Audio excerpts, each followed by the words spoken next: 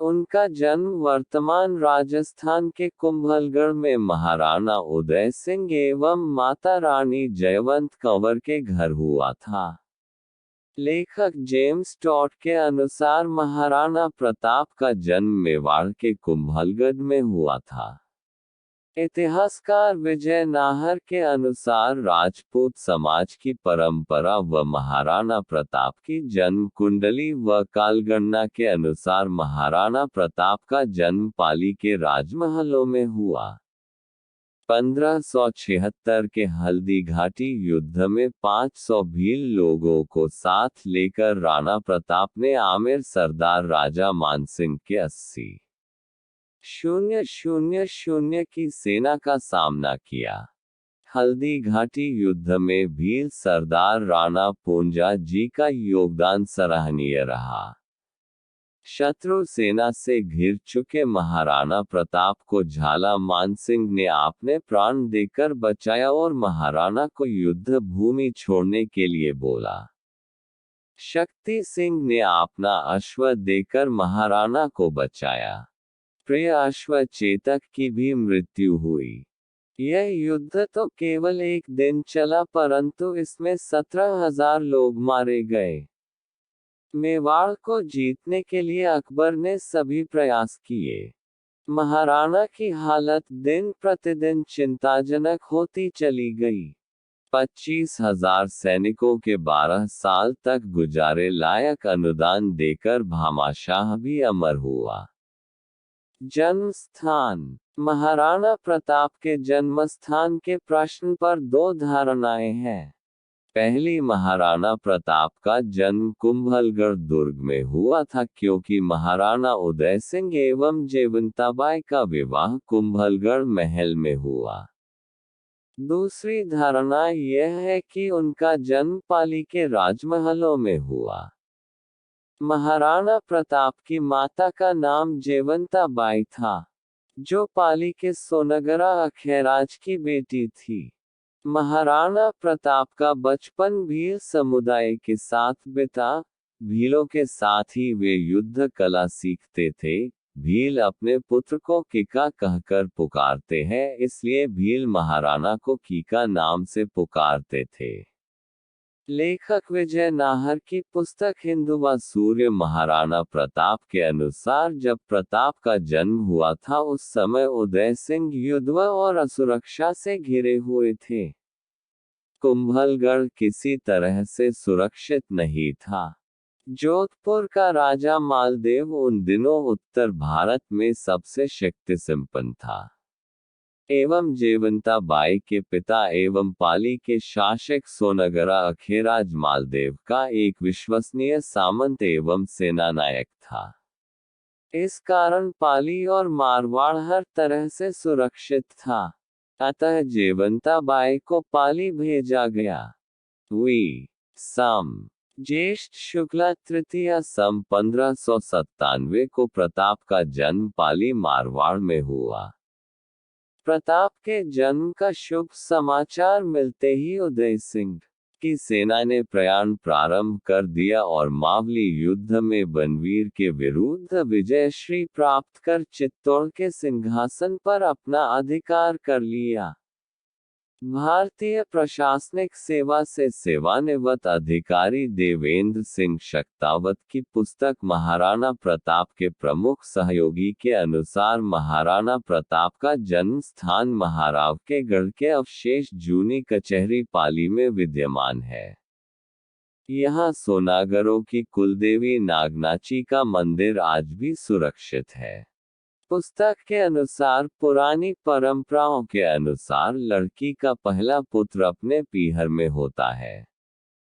इतिहासकार अर्जुन सिंह शेखावत के अनुसार महाराणा प्रताप की जन्म पत्रिका पुरानी दिनमान पद्धति से अर्धरात्रि 12/17 से 12/57 के मध्य जन्म समय से बनी हुई है।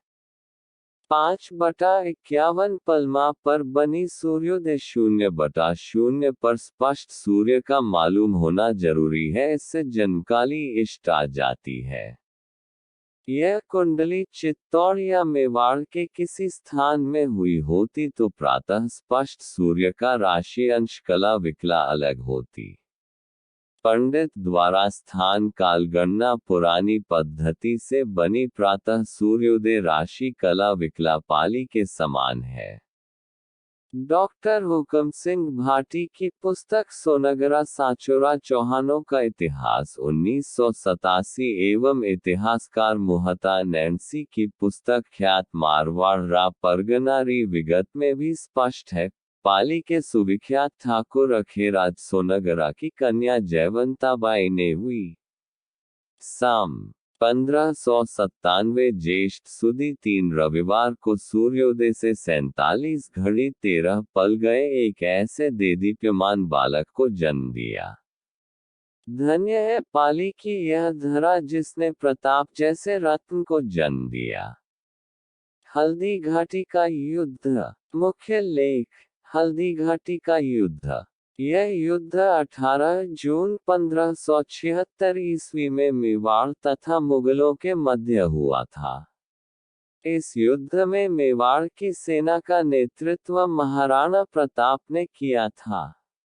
भील सेना के सरदार राणा पूंजा भील थे। इस युद्ध में महाराणा प्रताप की तरफ से लड़ने वाले एकमात्र मुस्लिम सरदार थे हकीम खां सूरी। इस युद्ध में मुगल सेना का नेतृत्व मान सिंह तथा आसफ खां ने किया।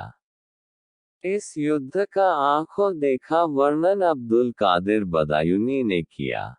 इस युद्ध को आसफ खां ने अप्रत्यक्ष रूप से जिहाद की संज्ञा दी। इस युद्ध में राणा पूंजा भील का महत्वपूर्ण योगदान रहा।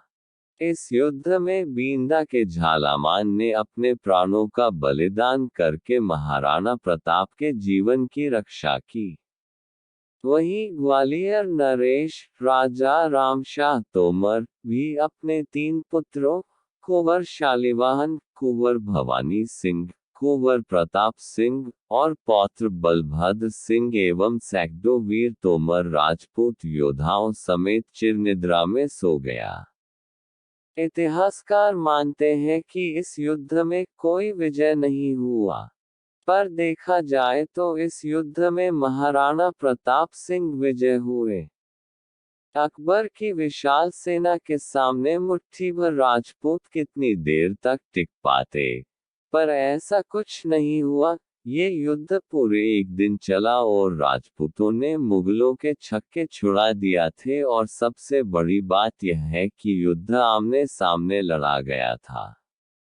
महाराणा की सेना ने मुगलों की सेना को पीछे हटने के लिए मजबूर कर दिया था और मुगल सेना भागने लग गई थी। आप इस युद्ध की अधिक गहराई में जानकारी हल्दी घाटी का युद्ध लेख पर पढ़ सकते हैं। दिवेर छापली का युद्ध। मुख्य लेख। दिवेर छापली का युद्ध। राजस्थान के इतिहास 1582 में दिवेर का युद्ध एक महत्वपूर्ण युद्ध माना जाता है, क्योंकि इस युद्ध में राणा प्रताप के खोए हुए राज्यों की पुनः प्राप्ति हुई। इसके पश्चात राणा प्रताप व मुगलों के बीच एक लंबा संघर्ष युद्ध के रूप में घटित हुआ, जिसके कारण कर्नल जेम्स टॉड ने इस युद्ध को मेवाड़ का मैराथन कहा है। मेवाड़ के उत्तरी छोर का दिवेर का नाका अन्य नाकों से विलक्षण है। इसकी स्थिति मदारिया और कुंभलगढ़ की पर्वत श्रेणी के बीच है। प्राचीन काल में इस पहाड़ी क्षेत्र में गुर्जर प्रतिहारों का आधिपत्य था, जिन्हें इस क्षेत्र में बसने के कारण मेर कहा जाता था। यहाँ की उत्पत्तिकर्ताओं में इस जाति के निवास स्थलों के कई अवशेष हैं। मध्यकालीन युग में देवड़ा जाति के राजपूत यहाँ प्रभावशील हो गए, जिनकी बस्तियां आसपास के उपजाऊ भागों में बस गई और वे उदयपुर के निकट भीतरी गिरवा तक प्रसारित हो गई। चिकली के पहाड़ी भागों में आज भी देवड़ा राजपूत बड़ी संख्या में बसे हुए हैं। देवराओं के पश्चात यहाँ रावत शाखा के राजपूत बस गए। इन विभिन्न समुदायों के दिवेर में बसने के कई कारण थे। प्रथम तो दिवेर का